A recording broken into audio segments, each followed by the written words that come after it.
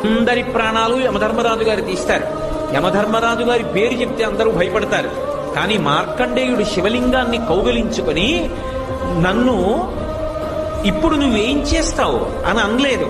ఆయన ఓ మాట అన్నాడు, చంద్రశేఖరమాశ్రయే మమ కింకరిష్యతి వయ్యమహ అన్నాడు. నేను పరమశివుణ్ణి పట్టుకుని ఉండగా ఓ యముడా నువ్వేం చేస్తావురా అన్నాడు. ఆయనకి కోపం వచ్చింది. అంటే నువ్వు శివలింగాన్ని కౌగిలించుకుని ఉంటే నేనేం చేయలేను అనుకుంటున్నావా అని పాశం వేశాడు. మరి శివలింగాన్ని గట్టిగా కౌగిలించుకున్నప్పుడు ఆ పాశం శివలింగానికి కూడా పడింది.